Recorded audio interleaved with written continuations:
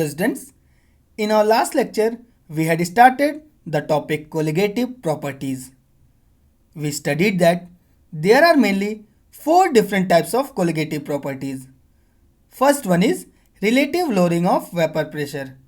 Second one is elevation of boiling point. Third one is depression of freezing point. And last one is osmotic pressure. Out of these, we had already covered the first three properties. In our this lecture, we will study about the fourth one, that is osmotic pressure.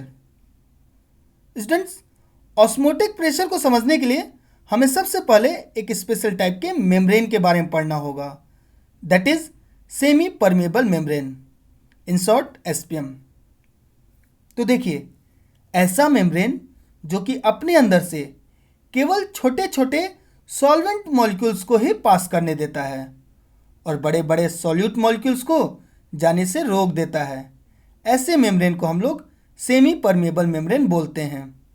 The membrane which only allows the passage of small solvent molecules through them and hinders the passage of bigger solute molecules is known as semi permeable membrane. और ये observe किया गया है कि जब हम लोग दो डिफरेंट कॉन्सेंट्रेशन वाले सॉल्यूशंस के बीच में एसपीएम को फिट करते हैं तो सॉल्वेंट मॉलिक्यूल्स लो कॉन्सेंट्रेशन वाले सॉल्यूशन के अंदर से निकल के हाई कॉन्सेंट्रेशन वाले सॉल्यूशन के अंदर जाने लगता है। चलिए इस बात को एक डायग्राम से समझते हैं। अभी आपको स्क्रीन पर फर्स्ट पार्ट में एक कंटेनर दिखाई दे रहा है। कंटेनर में लेफ्ट साइड में लो कॉन्सेंट्रेशन सॉल्यूशन है और राइट साइड में हाई कॉन्सेंट्रेशन सॉल्यूशन।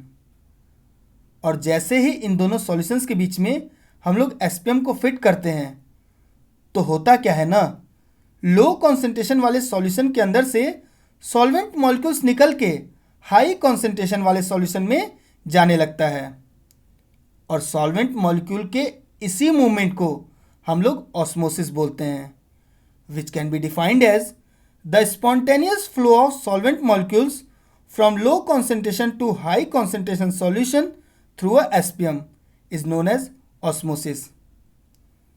और जैसे जैसे ऑस्मोसिस आगे बढ़ेगा means solvent molecules low concentration solution के अंदर से निकल के हाई कॉन्सेंट्रेशन सॉल्यूशन में जाने लगेगा, जिसके कारण लो कॉन्सेंट्रेशन सॉल्यूशन का वॉल्यूम कम होने लगता है और हाई कॉन्सेंट्रेशन सॉल्यूशन वाला वॉल्यूम बढ़ने लगता है, जैसा कि अभी आपको स्क्रीन पर डायग्राम के सेकेंड पार्ट में दिखाई दे रहा है। तो बच्चों, अगर हम लोगों को सॉल्वेंट मॉलिक्यूल के इस फ्लो को रोकना है मीन्स ऑस्मोसिस को रोकना है तो इसके लिए हम लोगों को हाई कॉन्सेंट्रेशन वाले सॉल्यूशन की तरफ थोड़ा एक्स्ट्रा प्रेशर लगाना पड़ेगा और वो एक्स्ट्रा प्रेशर जो कि ऑस्मोसिस को रोक दे उसी प्रेशर को हम लोग ऑस्मोटिक प्रेशर बोलते हैं, which can be defined as the extra pressure that just stops the flow of solvent is known as osmotic pressure. It can be represented by symbol pi. कि dilute solution के case में जो osmotic pressure होता है ना, वो solution के temperature और कॉन्सेंट्रेशन के डायरेक्टली प्रोपोर्शनल होता है। मीन्स हम लोग लिख सकते हैं कि pi is directly proportional to C and T. अगर हम लोग को प्रोपोर्शनलिटी साइन हटाना है तो एक कांस्टेंट यूज़ करना पड़ेगा और इस केस में जो हम लोग कांस्टेंट यूज़ करते हैं वो होता है R, that is gas constant. तो इसलिए हमारा इक्वेशन हो जाएगा pi equal to R C T. और यहाँ पे जो कॉन्सेंट्रेशन है सी वो एक्चुअल में मोलरिटी होता है। और याद रखिएगा, एलिवेशन ऑफ बॉइलिंग पॉइंट और डिप्रेशन ऑफ फ्रीजिंग पॉइंट, इन दोनों ही केस में हम लोग मोलरिटी यूज़ करते हैं, लेकिन ऑस्मोटिक प्रेशर के केस में मोलरिटी। तो चलिए ऑस्मोटिक प्रेशर के इस इक्वेशन को थोड़ा और एक्सपेंड करके लिखते हैं। तो मान लीजिए अगर N2 number of moles of solute को रिप्रेजेंट कर रहा है, V volume of solution in litre, M2 molar mass of solute और W2 given mass of solute, तो हम लोग पिछले वाले इक्वेशन में जो कॉन्सेंट्रेशन C है जो कि मोलरिटी होता है, उसके जगह N2/V लिख सकते हैं, क्योंकि हम लोग जानते हैं कि molarity equal to number of moles of solute upon volume of solution in litre होता है। इसलिए मोलरिटी की जगह हम लोग N2/V लिख सकते हैं। तो हमारा पिछला इक्वेशन हो जाएगा pi equal to N2/V into RT, जहाँ पे हमने C की जगह N2/V पुट कर दिया। और जैसा हम लोग जानते हैं कि N2 की वैल्यू होती है W2/M2, तो अगर N2 के इस वैल्यू को हम लोग पिछले वाले इक्वेशन पुट कर दें तो हमारा ऑस्मोटिक प्रेशर का फाइनल इक्वेशन मिल जाएगा, that is pi equal to W into R into T upon M2 into V। तो चलिए ऑस्मोटिक प्रेशर पे एक न्यूमेरिकल सॉल्व करते हैं। न्यूमेरिकल कुछ ऐसा है, 200 centimetre cube of an aqueous solution of a protein contains 1.26 gram of the protein. The osmotic pressure of such a solution at 300 Kelvin is found to be 2.57 into 10 to power minus 3 bar. Calculate the molar mass of the protein. तो चलिए इसको solve करने के लिए सबसे पहले solution को ही लिख लेते हैं। तो सॉल्यूशन के अंदर हमारा प्रोटीन और वाटर है, तो हम लोग लिख सकते हैं कि protein plus water equal to solution. अब इस सॉल्यूशन के अंदर जो भी डाटा प्रोवाइडेड है उसको लिख लेते हैं। तो हमें प्रोटीन का गिवन मास पता है, that is W2 which is equal to 1.26 gram. Solution का वॉल्यूम भी दिया है, दैट इज 200 सेंटीमीटर क्यूब, लेकिन हमें वॉल्यूम को लीटर में यूज़ करना होता है, तो हम लोग इस सेंटीमीटर क्यूब वाले वैल्यू को लीटर में कन्वर्ट कर देंगे। और हम लोग जानते हैं कि सेंटीमीटर क्यूब से अगर लीटर में चेंज करना है तो हमें 1000 से डिवाइड करना पड़ेगा। तो अगर हम लोग इस वैल्यू को 1000 से डिवाइड कर दें तो हमारा वॉल्यूम मिल जाएगा 0.2 लीटर। और क्या दिया है, हाँ, सॉल्यूशन का ऑस्मोटिक प्रेशर गिवन है, तो हम लोग लिख सकते हैं osmotic pressure of the solution that is pi equal to 2.57 into 10 power minus 3 bar. Temperature भी दिया है, कितना, 300 केल्विन। और इतना सब कुछ दे के हम लोग से पूछ रहा है कि बताइए प्रोटीन का मोलर मास कितना होगा, means molar mass of the solute that is M2। तो हम लोग को M2 की वैल्यू कैलकुलेट करना है। तो देखिए हम लोग ऑस्मोटिक प्रेशर का फॉर्मूला जानते ही हैं, तो सबसे पहले उसी को लिख लेंगे, pi equal to W2 into R into T upon M2 into V। अब इस क्वेश्चन में हमें पाई की वैल्यू दे के रखा है, W2 दिया हुआ है, R का वैल्यू यूनिवर्सल है ही, टेम्परेचर दिया हुआ है, वॉल्यूम भी दिया हुआ है, सारे डाटा प्रोवाइड करके M2 की वैल्यू पूछ रखा है। तो चलिए सारी ही वैल्यूज़ को पुट कर देते हैं और M2 के लिए इसको सॉल्व कर लेते हैं। तो जब हम लोग वैल्यू पुट करेंगे तो हमारा ऐसा कुछ इक्वेशन हो जाएगा, 2.57 into 10 power minus 3 equal to 1.26 into 0.083 into 300 upon M2 into 0.2।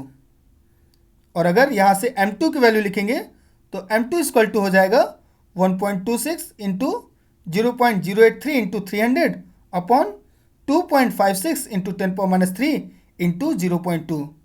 और यहाँ से जब हम इसको सॉल्व करेंगे तो हमें M2 की वैल्यू मिल जाएगा, दैट इज 61,022 ग्राम पर मोल। तो इस तरीके से हम मोलर मास ऑफ प्रोटीन को कैलकुलेट कर सकते हैं। Now types of solution on the basis of osmotic pressure. तो देखिए बच्चों, ऐसे दो सॉल्यूशन जिनका ऑस्मोटिक प्रेशर गिवन टेम्परेचर पर सेम होता है, ऐसे सॉल्यूशन को हम लोग आइसोटोनिक सॉल्यूशन बोलते हैं। Two solutions having the same osmotic pressure at a given temperature is known as isotonic solution. लेकिन मान लीजिए दोनों ही सॉल्यूशन का ऑस्मोटिक प्रेशर अलग अलग हुआ, तो वैसे कंडीशन में ऐसा सॉल्यूशन जिसका ऑस्मोटिक प्रेशर ज़्यादा होता है, तो वैसे सॉल्यूशन को हम लोग हाइपरटोनिक सॉल्यूशन बोलते हैं, और कम ऑस्मोटिक प्रेशर वाले सॉल्यूशन को hypotonic solution. Now reverse osmosis. तो बच्चों हम लोग ने अभी पढ़ा कि जैसे हम लोग दो अलग अलग कॉन्सेंट्रेशन वाले सॉल्यूशन के बीच एसपीएम को फिट करते हैं, सेमी परमिएबल मेम्ब्रेन को, तो होता क्या है, लो कॉन्सेंट्रेशन सॉल्यूशन की तरफ से सॉल्वेंट मॉलिक्यूल्स निकल के एसपीएम के थ्रू होते हुए हाई कॉन्सेंट्रेशन सॉल्यूशन की तरफ आने लगता है। और इसी मूवमेंट ऑफ सॉल्वेंट मॉलिक्यूल्स को हम लोग ऑस्मोसिस बोलते हैं। और अगर ऑस्मोसिस को रोकना हुआ तो हम लोगों को हाई कॉन्सेंट्रेशन सॉल्यूशन की तरफ थोड़ा एक्स्ट्रा प्रेशर लगाना पड़ेगा, और वो एक्स्ट्रा प्रेशर जो कि ऑस्मोसिस को रोक दे उसी को हम लोग ऑस्मोटिक प्रेशर बोलते हैं।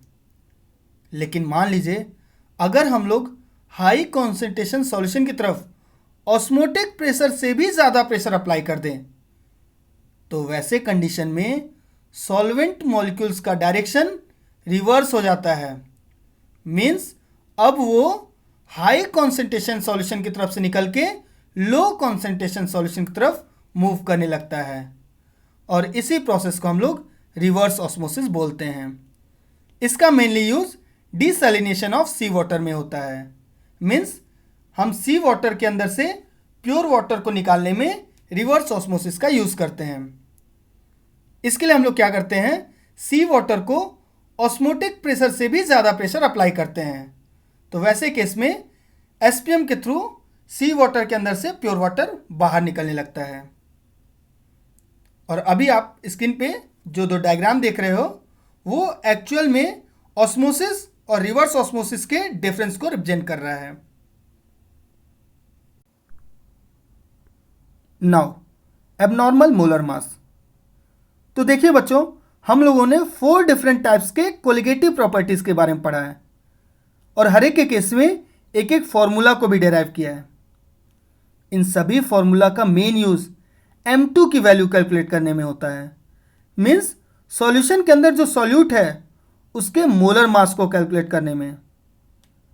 लेकिन कई केस में ऐसा होता है ना कि हम लोग M2 की जो वैल्यू कैलकुलेट करते हैं, मीन्स सॉल्यूट की जो मोलर मास की वैल्यू कैलकुलेट करते हैं, वो उसके एक्चुअल वैल्यू से या तो कम होता है या फिर ज़्यादा।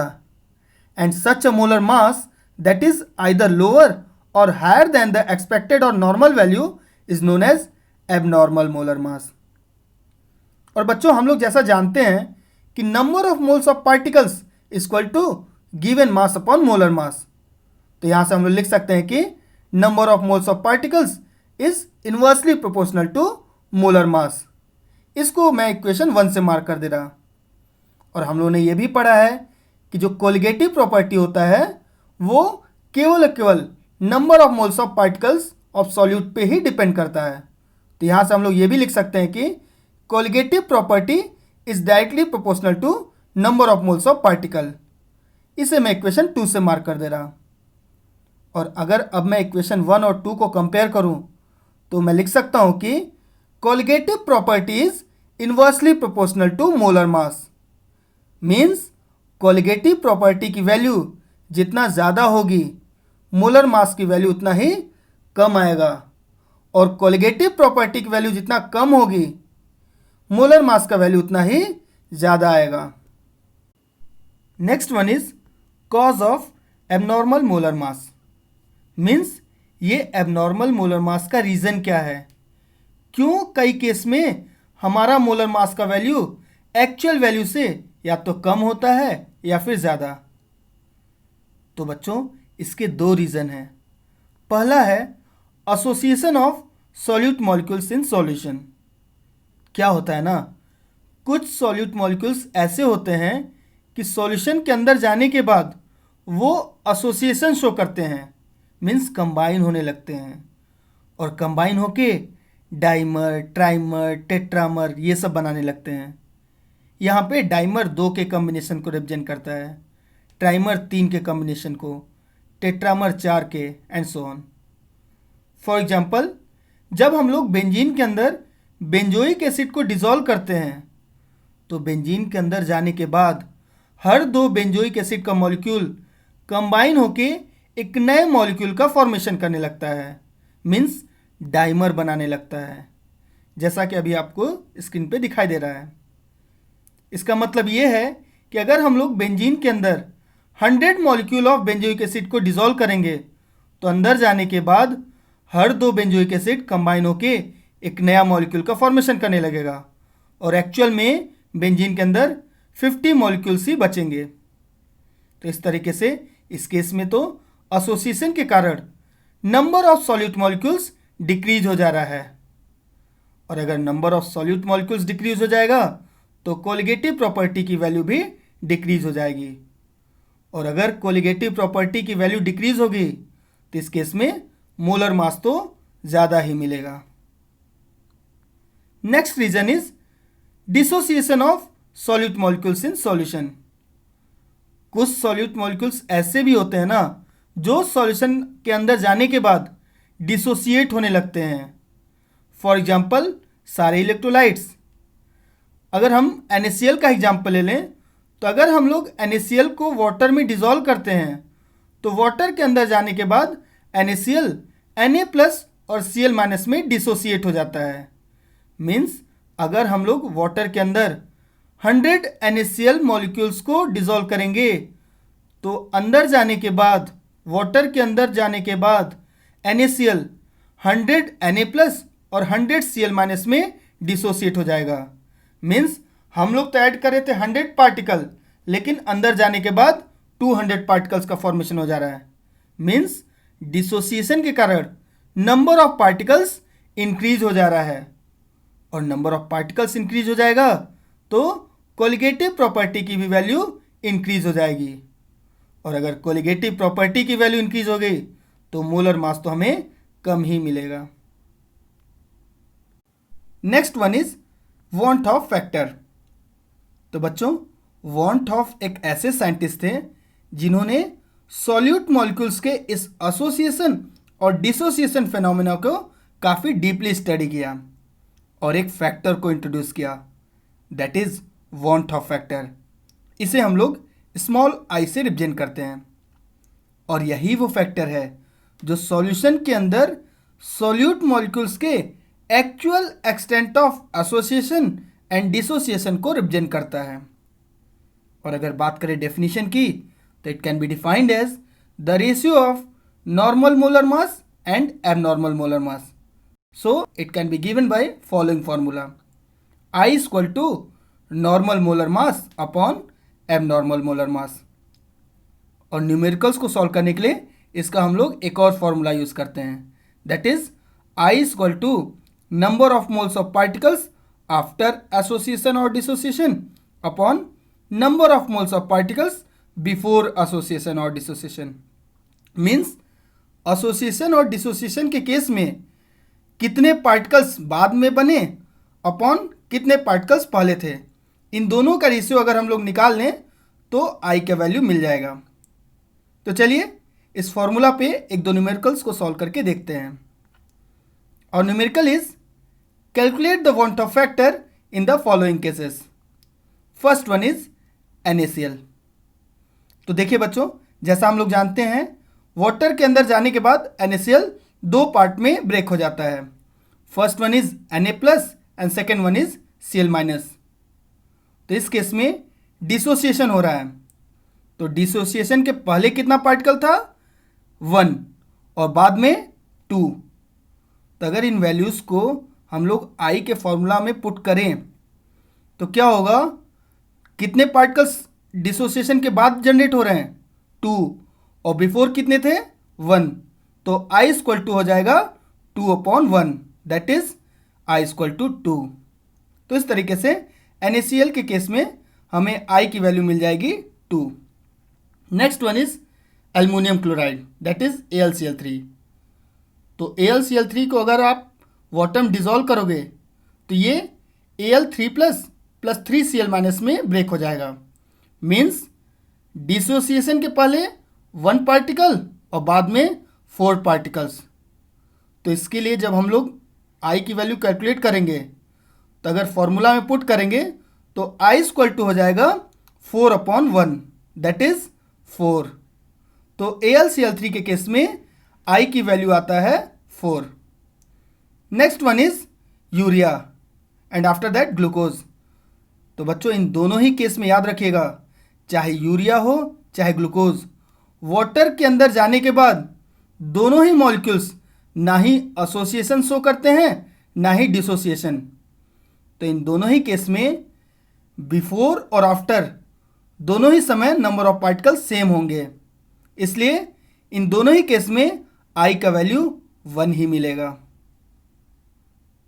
तो इस तरह से बच्चों हम लोगों ने देखा कि कुछ सॉल्यूट मॉलिक्यूल्स ऐसे होते हैं जो या तो एसोसिएशन या फिर डिसोसिएशन शो करते हैं, जिनके कारण कोलिगेटिव प्रॉपर्टीज की वैल्यूज भी या तो डिक्रीज होके मिलती हैं या फिर इंक्रीज होके। और कौन सा सॉल्यूट मॉलिक्यूल कितना डिसोसिएट होगा, कितना एसोसिएट होगा, ये extent want of factor represent करता है, दैट इज आई। तो इन सब बातों से हम लोग बोल सकते हैं कि कोलिगेटिव प्रॉपर्टीज की वैल्यूज वॉन्ट ऑफ फैक्टर पे भी डिपेंड करती हैं। तो इन सब फैक्ट्स को माइंड में रखते हुए हम लोग सभी कोलिगेटिव प्रॉपर्टीज के फॉर्मूला को मॉडिफाई कर सकते हैं और हर एक फॉर्मूला में आई फैक्टर को इंट्रोड्यूस कर सकते हैं।